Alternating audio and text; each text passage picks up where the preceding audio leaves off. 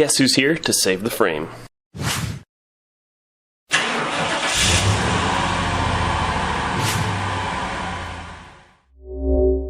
We got a little bit of a kind of deal with POR15. Hey, if you're meeting me for the first time, I'm Grant Tommy. This is Straight Six Van, your home for offbeat hot rodding. My current offbeat hot rod is my 1979 Pontiac Grand Prix, and if you caught the last episode, well, we were doing frame rail repair, and the reason we got in that situation in the first place is this frame rail is rotting from the inside out. So when POR15 found out about what's going on with my project car, they stepped up to the plate and provided me their 3-part stop rust kit. This is going to come in huge into protecting, preventing, prolonging the work that we're doing on the frame rail repair, because it looks as though a bunch of debris would come up. There were a couple holes in the bottom of the frame rail for things like those bumper shocks for loosening and stuff like that. So just debris and stuff was getting caught up in there. So anyway, this is going to go a long way in helping us out. So I'm here today to show you how to use this product. And step number 1.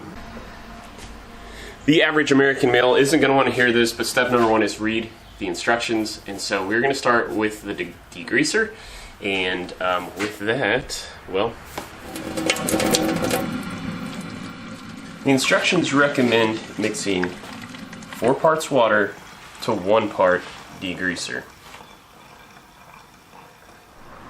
Now you may be thinking to yourself, Grant, degreaser is degreaser, and maybe you're right, but when you think about it, this is all chemistry. And so I suspect that POR15's gone out of their way to figure out the chemistry behind what's going to work optimal with their own product.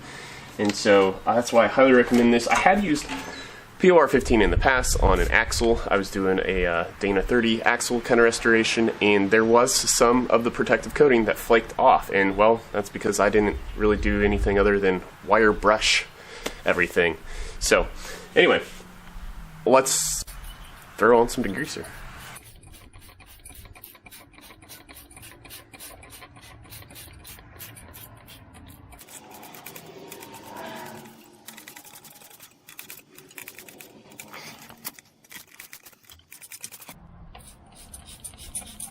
After dousing the frame rail with degreaser, POR15 tells you need to rinse the area thoroughly with water, and that's what we've done.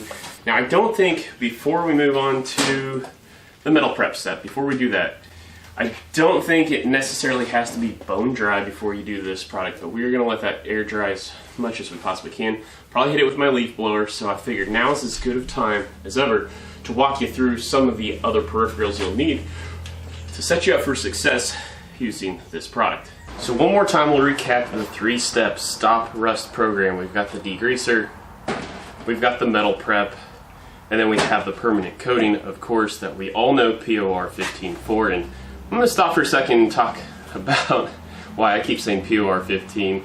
I'm an old school acronym guy, and so I guess that's what I've grown up saying. Some people call it POR15. Either way, the origins, it's a century-old company. Paint over rust protection is what that stands for. So what I recommend you also get outside of this before you even get going is, well, some nitrile gloves.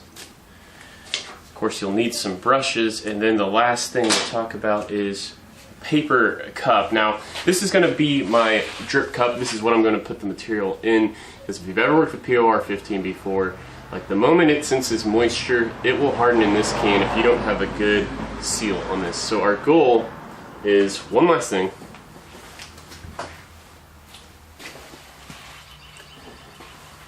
Using this measuring cup we got at Dollar General to get in there, get our product out, hopefully as clean as possible, put it in here, and we'll get this lid on as soon as possible. Some other tips and tricks I've heard of people doing, some people have gone as far as to they drill a hole in the cap, they never take the factory seal off, and then they'll squirt it like into something like a paper cup, and then they'll put like a screw to plug it back up. I don't know, that seems like, you know, squeezing a tin can might hurt the wrist after a while, so we're going to try this method. But let's get back and check and see how the degreaser treated area is drying up.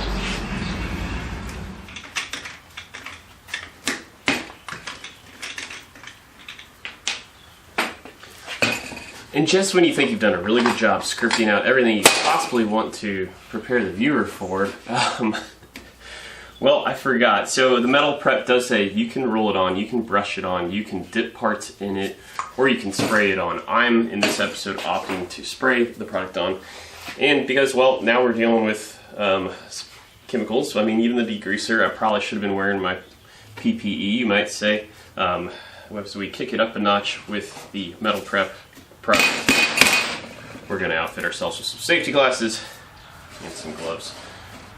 But yeah, the frame rail is drying up fairly well right now. But we're going to give it a few more minutes. I did hit it with the leaf blower, so we're looking pretty good. But when we get to the metal prep stage, it does say it highly recommends. I've seen some other videos say 10 minutes, 15 minutes, but the instructions themselves say to keep the treated area wet for 20 minutes. So we're kind of going to take the approach of we're just going to douse it in the product, maybe take a minute off, douse it again, and kind of just sit there and make that happen.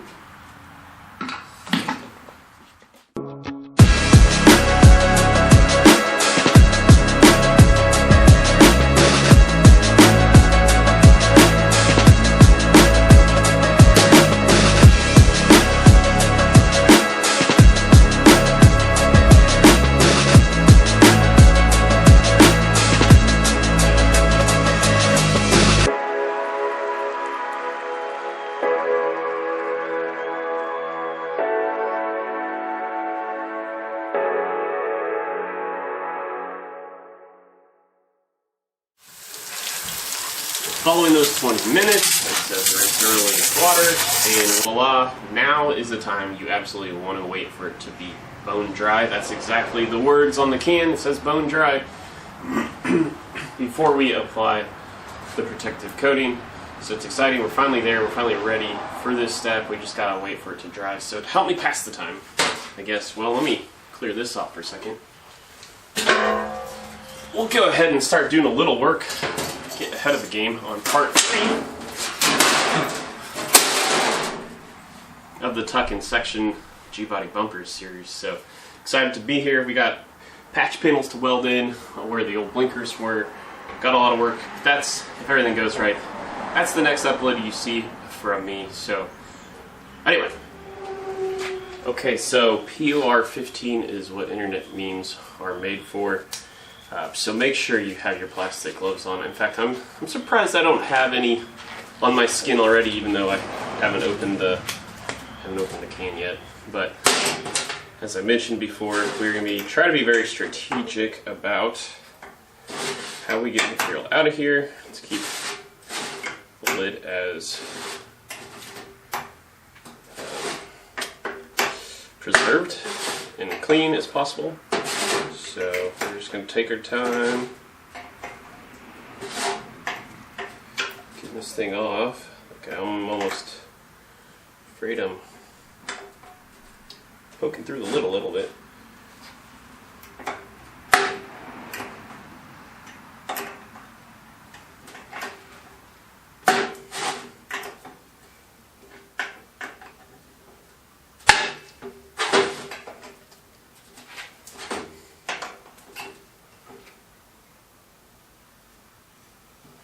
Okay, now hopefully their little measuring cups fits in,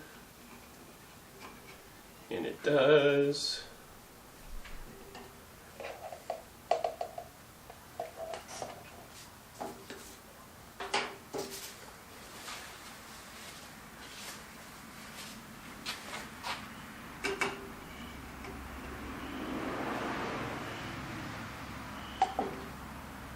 The other thing about the coating, the preventative coating, is that, boy, it's got some ridiculous coverage. So a little bit goes a long way.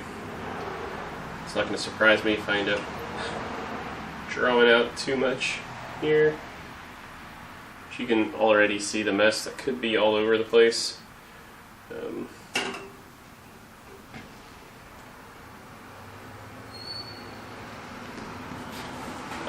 So now I'm guessing some of you are probably thinking, Grant, gosh, look at that.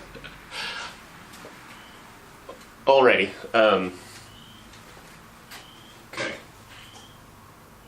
Probably thinking you didn't stir it, you didn't shake it. Well, unlike James Bond, POR-15 likes to be stirred, not shaken every time. We're going to stir it in this cup as opposed to in here. I didn't want to splash more of the material outside on the lid, and despite my best efforts, still got a little bit dripped on the outside perimeter. So we'll clean that up with a paper towel.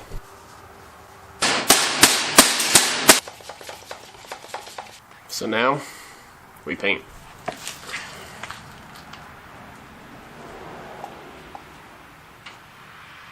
Well, we got one coat on. POR-15 recommends two. You may have saw just there. I hit the what I'm calling piece one with weld-through primer because there's going to be a ton of heat going to that portion as well. So didn't want to cover that in POR-15 because the weld-through primer, it's made for that. Look, again, like I said, no matter how hard you try, you get it on you. So got a little bit there. But yeah, we'll hit it with a second coat. Here we'll give it a little bit of time to cure, hit it with a second coat, and then we're ready to get back to the frame repair so we can put the other bumper mount on so we can get to part 3 of the bumper series. Hope this has been a helpful episode for you. Hopefully it gives you the confidence to build your hot rod and understand how the product works and precautions to take and all of the sorts. But like, comment, share, subscribe. I don't care which one you do, as long as you do one. Don't forget that giveaway that I'm doing.